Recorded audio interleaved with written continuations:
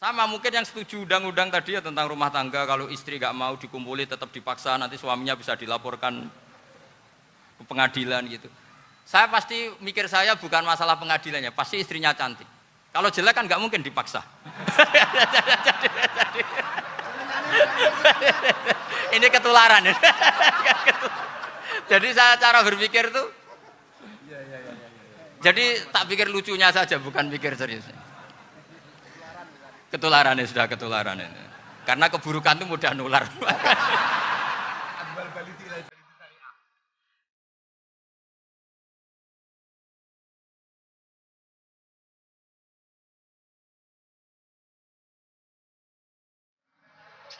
Assalamualaikum warahmatullahi wabarakatuh. Bismillahirrahmanirrahim. Allahumma sholli wa sallim ala sayyidina Muhammadin wa ala alihi washabbihi asma'in nama ba'du. Sedanten ingkang kula hormati wabil khusus teman bapak kula Kiai Haji Agus Ali Masyuri. Beberapa kiai yang tanpa ngurangi rasa hormat, saya hormati semua. Ini ada beberapa Gus. Ini saya ngaji insyaallah 1/4 jam. 1/4 jam nanti yang menghisap Gus Kausar berapa Gus? 10 menit. 10 menit. Begini, sebetulnya saya membela semua umat Islam itu ahlul jannah. Karena saya ini ibarat marketing. Kalau orang Kristiani itu kan setiap orang mati sudah tenang bersama Bapak di surga. Jadi kampanye itu menarik sekali. Sementara kita sudah kiai, sudah imam masjid, sudah ulama, masih saja dikhawatirkan su'ul khotimah. Ini kalau kampanye ini tidak imbang, ini nanti saya takut kalah. Makanya saya bilang pokoknya semua orang mukmin itu ahlul jannah. Karena memang asli hadisnya seperti itu, man qala la ilaha illallah dakhalal jannah. Bahwa kemudian ada beberapa kiai yang mungkin wataknya itu pesimis, kemudian bikin sekian aturan-aturan yang sebetulnya itu cerminan dari pesimisnya, terus akan-akan masuk surga itu susahnya bukan main. Nah itu saya tidak setuju, karena tadi pasti kalah dengan kampanye sebelah yang setiap orang mati dibilang sudah tenang bersama Bapak apa? Di surga. Jadi ini penting. Terus kedua saya bilang agama ini sudah begitu baik, masa kunci surga sudah dibocorkan, miftahul jannah la ilaha illallah. Masa sudah pegang kuncinya nggak jadi masuk surga, itu kan aneh. Ya sudah masuk saja, tapi tidak usah minta bantuan saya, masuk aja, kan sudah pegang kuncinya. Terus ketiga, kenangan terburuk saya ketika jadi kiai itu gini, saya ada beberapa guru SD datang ke saya, ini agak-agak masalah besar. Gus boleh nggak buka ujian nasional yang masih disegel? Semua guru bilang nggak boleh, itu kriminal kan. Ada satu guru yang bikin analogi agak kacau. Boleh saja. Wong ujian di kuburan saja dibocorkan para kiai nggak apa-apa. Itu.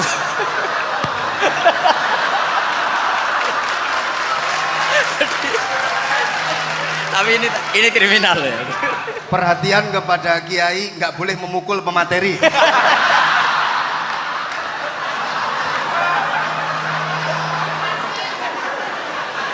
Jadi tentu itu analogi yang salah kan. Marrobuka kan, Tuhan kamu siapa, nabi kamu. Tuhan kamu siapa, nabi kamu siapa, imam kamu siapa. Ini kan sudah dibocorkan oleh para kiai. Artinya apa? Nak raiso jawab kebablasan gitu. Terus guru ini berpikir kalau ujian akhirat sekrusial itu saja bisa dibocorkan, kenapa ujian nasional tidak boleh? Tentu ini kias yang salah, saya tidak ngajari seperti itu. Tapi saya ngajari ke kalian betapa mudahnya masuk surga. Kunci jawaban sudah dikasih, kunci pintu masuk sudah dikasih. Kok sampai tidak masuk, ini kebablasan. Paling salah gurunya. Jadi ini kenapa saya sering cerita orang mukmin semuanya itu min ahlil jannah, itu saya jamin. Sama tidak usah takut su'ul khotimah, tidak usah takut berlebihan seperti itu. Karena setahu saya, setidaknya saya mewakili ulama zaman ini, rata-rata guru kita ini bermadzhab Syadzili dalam berkeyakinan berpikir tentang Allah. Di antara ini yang mulai saya ngomong serius, supaya tadi kan guyonannya sudah diambil Gus Reza sama Gus Kausar. Saya tahu kenapa mereka guyon, kalau ngomong serius takut kalah sama saya.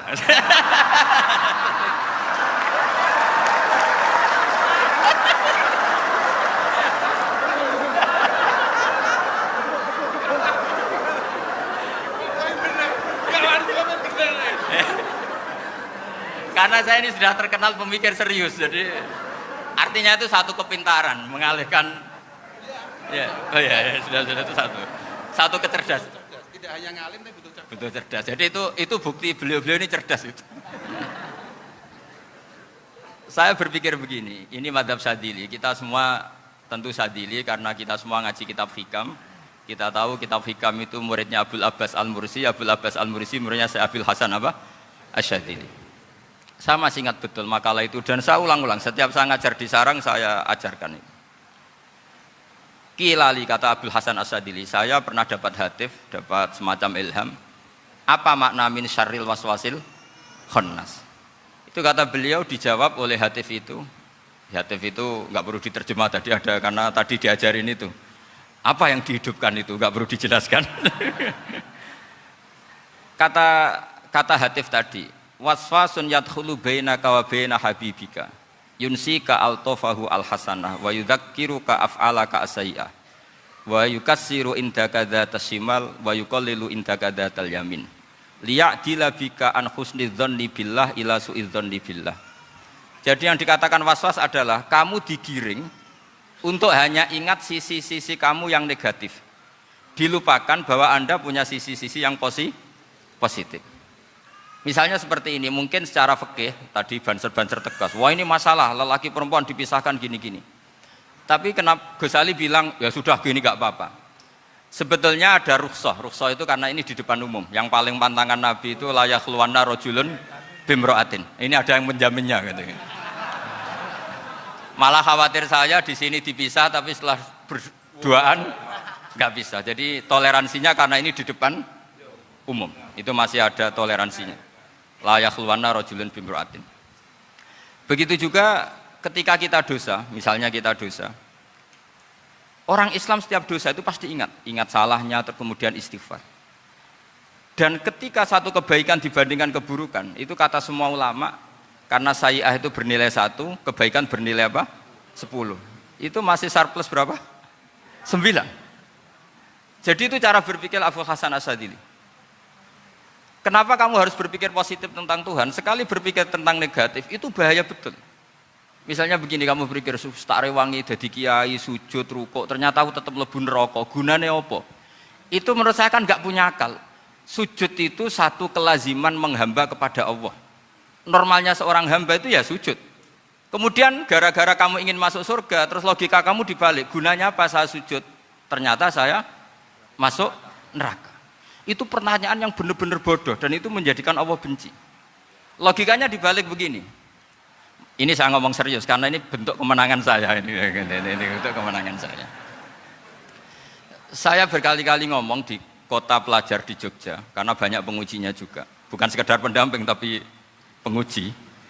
Banyak yang profesor, bukan sekedar dokter, banyak yang profesor. Jadi biar ini dok. Begini. Saya pernah ditanya sama seorang dosen, Gus, saya ini ngaji hadis banyak, tapi ada yang saya tidak paham, yaitu mangkola la ilaha illallah dakhalal jannah, ada kalimat wa in zana wa in saraka. Meskipun pernah zina, pernah maling. Ini kan seakan-akan mentoleransi perzinaan dan pemalingan. Terus saya bilang, oh makna hadis itu seperti ini. Jadi kebenaran absolut, kebenaran yang mutlak itu tidak akan terganggu oleh status perilaku seseorang. Saya berkali-kali memberi contoh. Orang yang ditangkap KPK akan bilang 1 tambah 1 2. KPK-nya juga bilang 2. Rivalitas dalam politik, Pak Prabowo ya bilang 2, Pak Jokowi juga bilang 2. Orang yang zaniyah, yang lonte pun akan bilang 2. Muftinya juga bilang 2. Ketua MUI-nya juga bilang 2. Artinya gini, kebenaran yang absolut adalah kebenaran yang siapapun akan meyakini seperti itu. Seperti 1 ditambah 1 2. Kamu punya musuh bilang 2. Kalau ibu-ibu ini punya maru ya marunya bilang 2 tadi tambah mama. Enggak tahu saya terjemahnya apa tadi.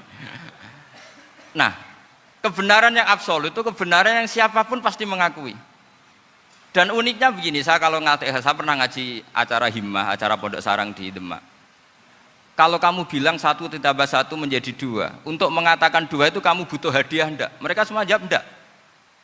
Kita semua juga saja mengatakan tembok itu putih. Kenapa? Karena memang putih. Kita mengatakan 1 tambah 1 2 karena memang kita tanpa presentasi dapat hadiah, dapat penghormatan. Kenapa untuk mengatakan Allah itu Tuhan, kita butuh surga? Memangnya kalau tidak ada surga, Allah tidak jadi Tuhan? Ini problem orang soleh-soleh yang terlalu pesimis. Makanya nanti orang-orang soleh itu masuk surganya berat. Tapi kalau orang alim lebih gampang kira-kira seperti itu.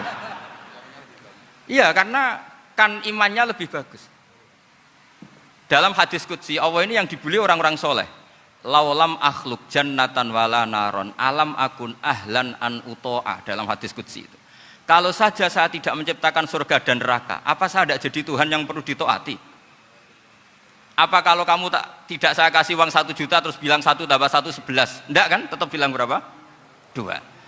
Kalau kebenaran absolut yang 1 tambah 1 kamu bilang 2 meskipun tanpa mendapat hadiah. Kenapa untuk bilang Allah Tuhan kamu butuh hadiah surga? Itu kan serah ikhlas belas. Makanya saya terus mengajarkan ikhlas. Ikhlas itu bisa dilatih dengan akal, dengan pikiran, bil ilmi lah. Harus dilatih. Nah di sini ini momen atau makna yang mestinya harus difahami wa inzana, bahwa kalimat ini sah meskipun dilafatkan seorang yang pernah zina. Sama seperti 1 tambah 1 2 sah, diucapkan siapa saja sah. Dan siapapun akan mengucapkan itu secara ikhlas. Ini penting saya utarakan. Sehingga setelah ada firqah-firqah takfiri yang mengatakan orang megang keris itu syirik, ke kuburan syirik, ini syirik. Itu salah besar. Salahnya adalah tadi kalimat-kalimat atau kebenaran-kebenaran absolut ini sudah jadi sibghatullah man ahsanu minallahi sibghah. Kalimat ini begitu absolut di hatinya orang mukmin. Sehingga ketika terganggu oleh hal-hal yang adat istiadat kayak pegang keris, kayak apa, ini tidak mengganggu. Tetap kualitas iman ini di atas keyakinan adat membawa apa keris. Kalau orang membawa keris menjadi syirik karena percaya sama makhluk. Orang misalnya kejawen kalau nggak bawa keris nggak nyaman. Orang kota itu kalau nggak bawa ATM juga nggak nyaman. Itu tidak dihukumi syirik. Kamu pergi lupa bawa HP nyaman enggak? Enggak, kenapa enggak dihukumi syirik?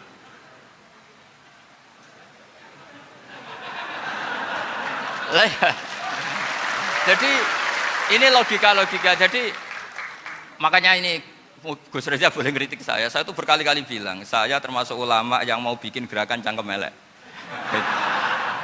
Karena nanti kalau saya nisbatkan ke Rasulullah itu tidak pantas, karena Nabi ahsanan nasi khalqau wa khuluqa. Tapi saya siap jadi bempernya Rasulullah Shallallahu Alaihi Wasallam. Pernah ada diskusi di Jakarta, ini kisah nyata. Apa dalilnya setelah sholat salaman? Mana hadisnya? Itu dijawab hadisnya tentu kita kesulitan. Kalaupun ada hadisnya dhaif semua yang masalah musafahan. Akhirnya mau tidak mau dijawab pakai cangkem elek.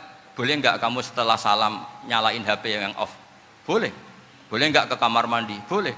Oh berarti kencing boleh, nyalain HP boleh, yang enggak boleh itu ingat Allah. Karena mereka mengkritik wiridan, ngeritik salam. Akhirnya mikir deh, ada enggak hadisnya orang setelah sholat nyalain HP? Enggak ada kan? Tapi mereka nyalain HP enggak hambatan, tapi untuk salaman masalahkan. Ke kamar mandi boleh, tapi untuk wiridan enggak boleh. Akhirnya mereka sadar, oh iya. Lama-lama dibisi gini yang kelompok itu, kamu itu korban aliran supaya kamu gak ingat Allah, ingatnya HP-nya. Sehingga orang wiridan kamu kritik, orang nyalain HP tidak kamu kritik. Itu kelompok itu adalah kelompok orang-orang yang supaya orang Islam itu lupa Tuhannya. Itu gerakan cangkem elek, tapi jadikan orang sadar. Jadi ini penting. Jadi kalau kamu tidak bisa bela agama dengan jalan yang lurus karena tidak bakat gitu, nggak apa-apa pakai cangkem elek tadi, karena nggak mungkin gerakan ini dinisbatkan kepada Rasulullah Shallallahu Alaihi Wasallam. Kalau soal sanad, saya punya sekian sanad tentang itu, tapi tidak usah kamu ikuti. Ada orang tanya, ya Pak Kiai, kalau setan dibakar di neraka panasan enggak? Ya panasan. Lo kan setan dari api, ngapain harus panasan? Kan materinya sama. Terus Kak Kiai tadi nggak kesulitan, dia ngambil pasir, disawur di wajahnya. Wah sakit Kiai, kamu kan dari tanah, kena tanah kok. Jadi itu ada sekian, artinya gini ya, kalau kesulitan jawab pakai baik-baik ya sudah pakai cangkem elek itu aja karena. Nah, tapi tentu kan gerakan ini tidak mungkin dinisbatkan kepada para nabi. Tapi saya pastikan meskipun nggak bisa dinisbatkan kepada para nabi dari segi cangkem elek tadi, tapi secara semangat itu sama. Saya punya sekian contoh. Bener Gus Riza tadi gojok saya sengawur-ngawurnya itu masih punya sana. Itu pas saya ngawur pun masih punya apa? Sana. Nabi Ibrahim itu ketika faja'alahum juzatan illa kabirallahum itu si berhala paling besar dikasih kapak. Ketika mereka geger, ini siapa yang berhala-berhala kecil? Kata mereka, sami'na fata yadhkuruhum yuqalu lahu Ibrahim. Ya kira-kira Ibrahim lah gitu. Terus setelah Ibrahim didatangkan, siapa yang melakukan ini semua? Ini jawaban Nabi Ibrahim, bal fa'alahu kabiruhum hadza. Ya tanya yang bawa pedal, saya kan tidak bawa. Terus kata orang-orang, otak kamu itu di mana? Masa berhala disuruh nanya, kan nggak bisa ngomong. Ibrahim kembalikan, uffil lakum walima ta'buduna min dunillah. Lalu otak kamu di mana? Sudah tahu nggak bisa ngomong kok disembah gitu. Itu ada kata uffin loh. Uffin itu kalau diterjemah kira-kira ya agak-agak jancuk gitu. Kira-kira ya kira-kira seperti itu. Jadi Sekarang dalilnya jancuk apa Gus? Bahkan juga biasa kalau misalnya saya kira sudah gimana? Jancuk itu dari daksu, dak tinggalkanlah suan perkara sing elek. Krono ilate wong Surabaya kakean rawon, akhirnya ngomongnya jancuk.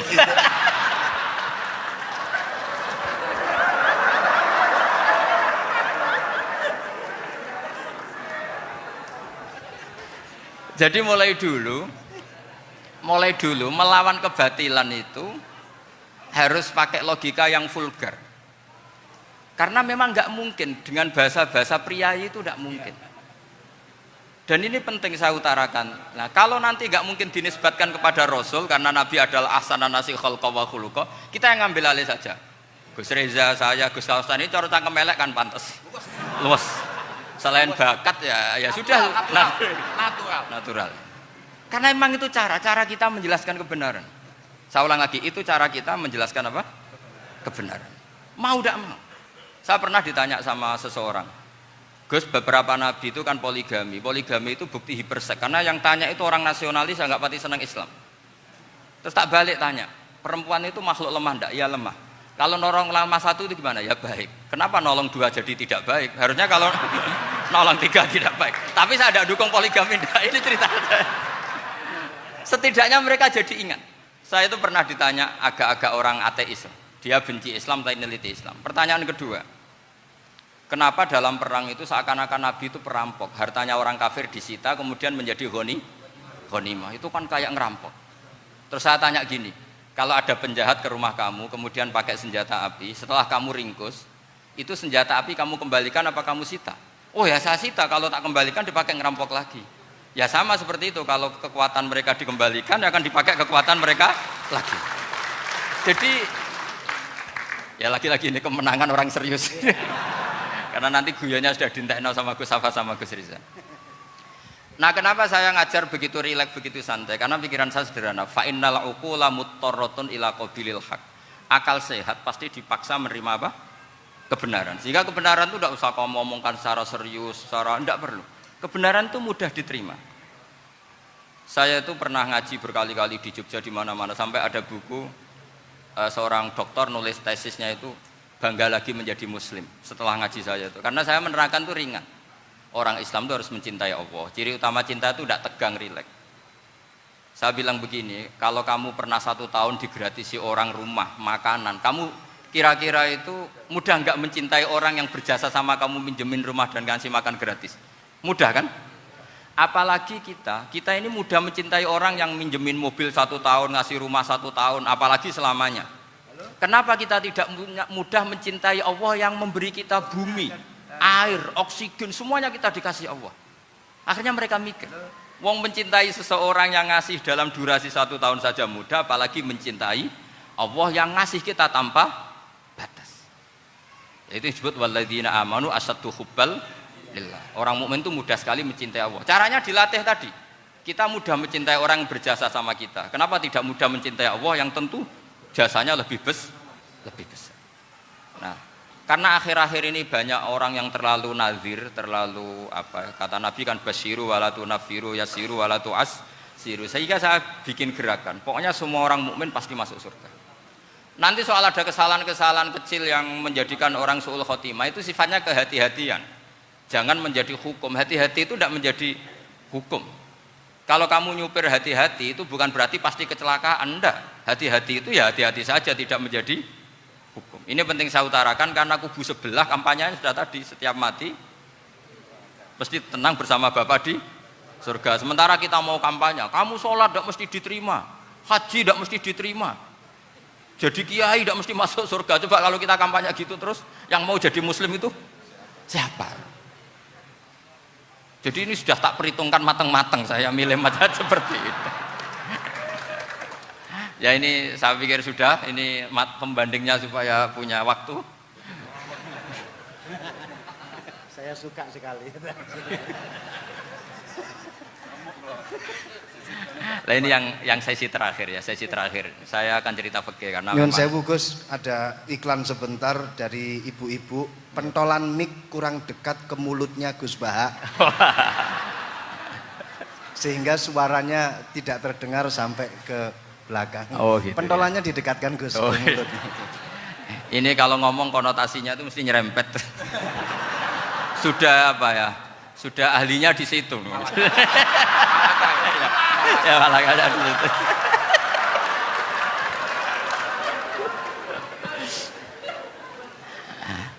Dalam sesi terakhir saya cerita pentingnya pembanding. Imam Rafi'i itu yang ngarang kitab Muharrar. Kitab Muharrar ini adalah ringkasan dari kitab Al-Wasit. Al-Wasit itu karangannya Imam Ghazali.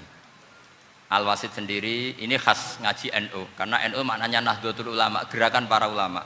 Jadi kalau nggak ngerti alim-alim seperti itu ya ada NU. Sebenarnya sampai itu pasnya Nahdlatul Ummah, gerakan umat. Tapi kan sudah jadi partai politik Nahdlatul Ummah. Karena yang katakan NU itu Nahdlatul Ulama, gerakannya para ulama. Imam Rafi'i itu berpendapat sujud itu cukup pakai batuk, pakai jidat. Itu dalam kitab Muharrar. Wal asoh anna sujud yasihu mau cukup biwat iljabah.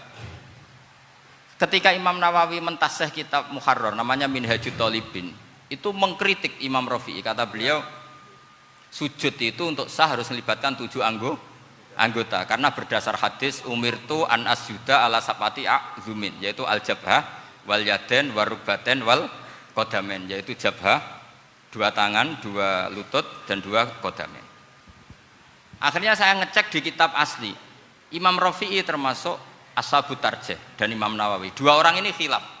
Kan nggak mungkin kita sebagai musahihnya, karena yang khilaf ini 2 ulama besar, satu Imam Rafi'i, satu Imam siapa? Nawawi. Kita tidak bisa hanya ngikuti Fathul Mu'in yang mengatakan idaktalafan Nawawi war Rafi'u kudiman Nawawi, tidak bisa, karena Imam Nawawi ini sering nginduk sama kitabnya Imam Rafi'i karena senior Imam Rafi'i. Setelah saya cek di kitab kitab asli Mamba ya, satu sumbernya semua mazhab apa? Syafi'i. Ternyata Imam Syafi'i nak ngedikan hanya begini. Wa uhibbu, saya suka setiap orang Islam sujud itu melibatkan 7 anggota karena itu aman, pasti sah. Tapi wayah tamilu kata beliau, tapi mungkin saja sujud hanya watul jabah itu sah. Kenapa kata Imam Syafi'i? Liqaulihi sallallahu alaihi wasallam atau li du'aihi apa sallallahu alaihi wasallam fi sujud sajadalaka wajhi wa sam'i wa basori. Nabi ketika sujud itu hanya berdoa, ya Allah sujud kepada engkau wajhi wa sam'i wa basori. Nabi tidak menyebut wayadi warubati wa qadami. Sehingga saya berkali-kali bener kata Gus, saya ini pembela umat sing sujude 7 anggota ya tak lem pantes dadi Rais Suriah. Itu. Yang sujudnya batuk tok ya tetap sah ngikuti madhabnya Imam Rafi'i, meskipun itu tidak saya anjurkan, tentu tidak saya anjurkan. Alasannya Imam Syafi'i tadi, Rasulullah pernah berdoa dengan kata-kata sajadalaka wajhi, bukan diteruskan wayadi warubati wakoda. Sehingga fal khilaf huna bakin ala khiddati kalau dalam bahasa fikih. Khilaf biar tetap sesuai aturan khilaf masing-masing, nggak perlu kamu menggugurkan pendapat Rafi'i yang mengesahkan sujud hanya pakai jabah. Ini penting karena tadi seperti saya katakan, yang sujud anggota itu ya masuk swarga mergo pintere, sing nganggo bathuk tok yang mlebu swarga mergo gobloke tadi, karena aksaru ahlil jannah al-bulhu. Nah ini madhab saya. Jadi saya itu ingin umat Islam itu baik-baik saja. Iya betul, madhabin jenengan. Ya. Karena enggak Karena tidak mungkin lah kita tidak bela Islam di zaman akhir, tidak mungkin, karena di kubu sebelah kampanyenya sudah seperti itu. Kalau kita ngomong ikhtiyat, kiai ra mesti mlebu swarga, sing salat ngethuk ra mesti husnul khotimah, wah akan jadi repot. Saya ini pengagum teori ikhlas, dilatih bil ilmi, saya ulang lagi, dilatih bil ilmi. Saya ini malunya tadi, saya mengatakan 1 tambah 1 2, itu meskipun tidak ada yang memberi hadiah, tetap saya katakan 2. Saya mengatakan air itu dingin, tidak ada yang ngasih hadiah, saya akan bilang kalau air itu dingin, kalau api itu panas. Untuk hakikat-hakikat seperti itu saja saya jujur tanpa ingin imbalan. Tapi ketika hakikat mengenai Allah kok saya minta imbalan surga dan neraka, ini apa-apaan? Kira-kira gitulah, Rois Suriah macam apa gitu.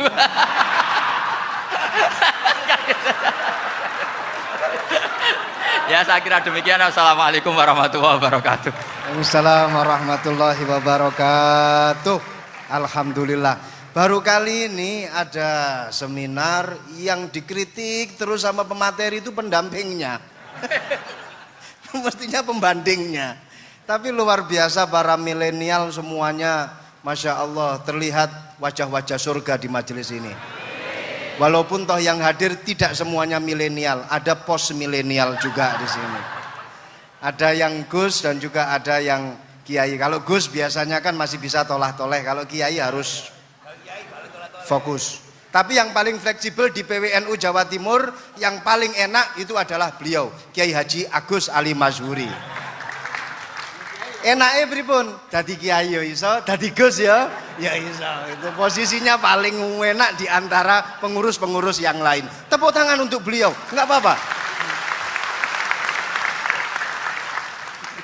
Langsung saya buka pertanyaan.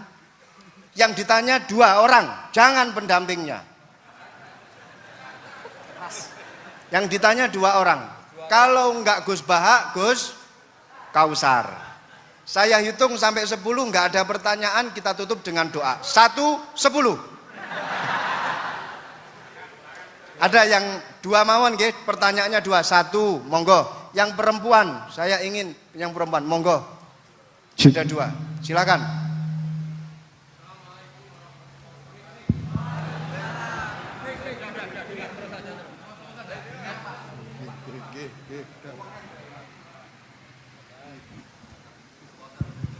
Bismillahirrahmanirrahim. Assalamualaikum warahmatullahi wabarakatuh.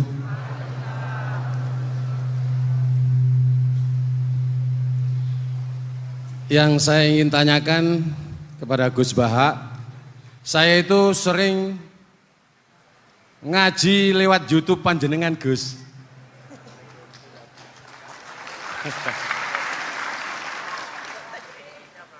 Insya Allah ilmu saya tambah walaupun tidak banyak. Yang saya tanyakan, nopo ilmu kula niki barokah? Yang pertama, karena saya ngaji lewat YouTube panjenengan, saya tidak izin. Untuk itu hari ini saya izin panjenengan, mudah-mudahan ilmu ingkang saya dapat dari panjenengan niku saged barokah niku Gus. Terima kasih. Wassalamualaikum warahmatullahi wabarakatuh. Waalaikumsalam warahmatullahi wabarakatuh. Langsung mawon Gus nggih, yang satunya dulu. Siapa aja? Oh gitu. Monggo Gus. Itu tetap barokah dan kebaikan itu mah nggak perlu minta izin. Kalau kebaikan minta izin jadi repot. Jadi kalau dalam kitab fikih disebut iktifaan bil idzni syar'i, karena syara akan selalu memberi izin sama kebaikan. Itu udah hanya masalah YouTube sampean. Tadi melihat wajah Gus Ali ibadah, pamit dulu. Nanti kalau ada orang alim lewat mau lihat juga pamit dulu. Lama-lama mau baca sholawat, ya Rasulullah pamit dulu mau baca sholawat. Jadi semua kebaikan itu cukup iktifaan bil idzni syar'i. Ya jelas ini ya.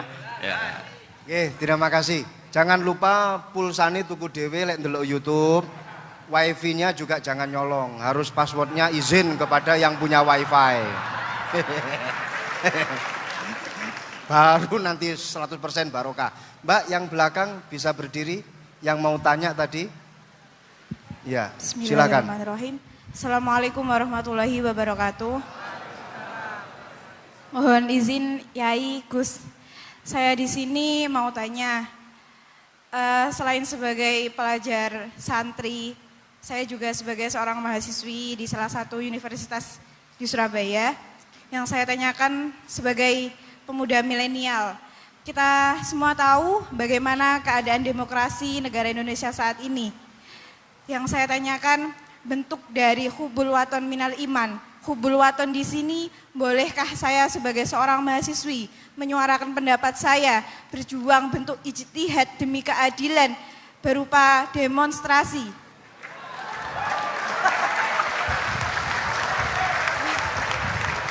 Ngapunten. Yang saya tanyakan di sini, bagaimana menurut Gus, apakah saya melakukan demonstrasi ini sudah baik atau sangat baik atau mungkin perlu dikaji kembali? Terima kasih. Wassalamualaikum warahmatullahi wabarakatuh. Hubungan antara demonstrasi dan hubbul wadon minal iman. Hah? Oh ya, hubbul waton minal iman. Monggo Gus.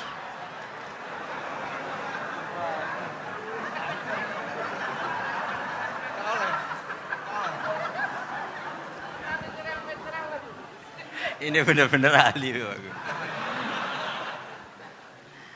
Begini kan, demonstrasi itu kan makna pokoknya itu kan apa? Memperlihatkan. Makanya demonstrasi kekuatan maknanya ya show ya, memperlihatkan satu apa? Kekuatan. Sehingga kalau dalam Islam itu ya fleksibel, asal itu tidak merugikan orang lain, tidak anarkis, tidak mandorot bagi kelompok lain tentu boleh. Bahkan kalau tidak apa? Menyuarakan suara kita tentu dengan cara-cara yang tetap islami ya, itu malah kita disalahkan karena berarti tidak ikut bertanggung jawab terhadap proses bernegara, tapi tentu disuarakan secara konstitusional dan secara baik. Kemarin pas demo di Jogja yang rame itu masalah rancangan KUHP itu, rektor UI juga ketemu saya, pamit Gus mau demo ya tapi yang baik dan sopan karena begini ya, di Quran itu ada ayat walau la daf'uhinna sab'atuhum bi ba'dil fasadatil ard. Jadi kekuatan manapun itu harus dikontrol. Tentu kontrol itu macam-macam. Tapi tentu saya ulang lagi, jangan anarkis, jangan melakukan sesuatu yang kontraproduktif. Jadi menurut saya pernah ditanya, Gus kalau pemerintah itu didukung 90% rakyatnya bagus enggak? Ya bagus, berarti presidennya hebat, didukung mayoritas rakyat. Kalau hanya 55 ya bagus. Presidennya biar tahu, biar hati-hati karena dipilih separuh lebih sedikit gitu. Lah kok bagus semua? Ya emang harapan kita sama Allah semuanya baik semua kata saya gitu. Jadi susahnya apa sih kita melihat sesuatu itu, asal agama ini kan gampang, asal tidak maksiat itu baik. Asal gak maksiat itu baik. Makhuyira Rasulullah bina amroini lakhtaro aisarohuma malam yakun isman. Jadi demo itu bukan, nah kalau demo yang diharamkan sebagian fatwanya ulama tentu yang maknanya yang anarkis. Kalau yang dihalalkan tentu maknanya yang tertib. Itu biasa dalam hukum fikih. Rasulullah ngendikan A, mahmalnya seperti ini. Rasulullah ngendikan B, mahmalnya seperti ini. Karena kadang ngendikanin Nabi cara zahir itu berlawanan. Misalnya Nabi ditanya, amal paling baik apa ya Rasulullah? Nyaur utang gitu. Karena biasa yang ngemplang mungkin yang tanya itu tukang.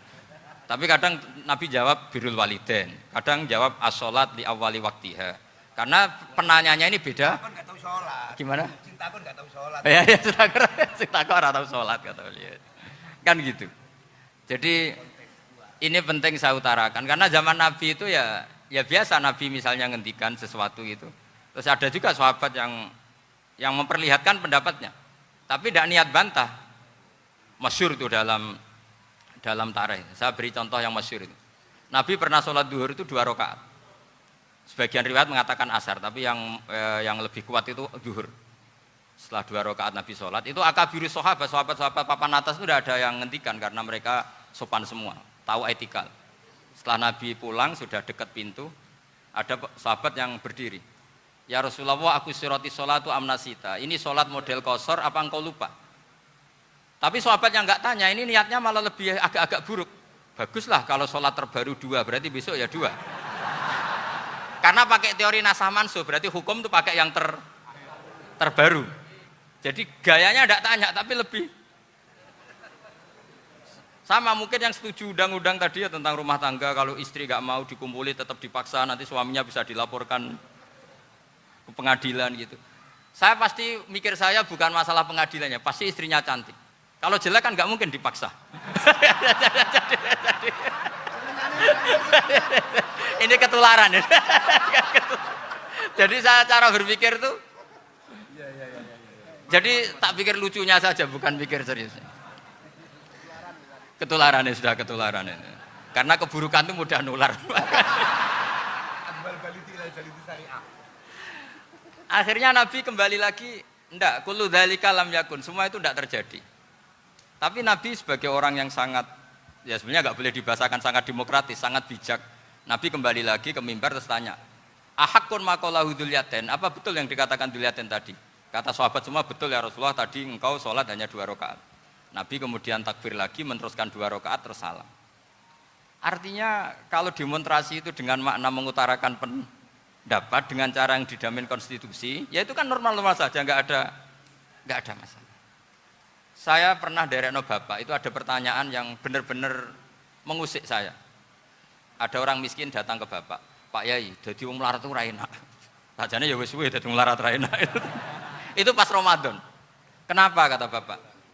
Bapak saya itu teman akrabnya Gus Ali, senengannya ya guyon, mau meninggal aja masih guyon. Bapak itu guyon terus. Kenapa ya? Sudah puasa nggak makan, buruh orang, macul itu kan berat. Mau istirahat nggak boleh karena buruh orang. Enak dadi wong sugih puasa diam di rumah gini-gini terus.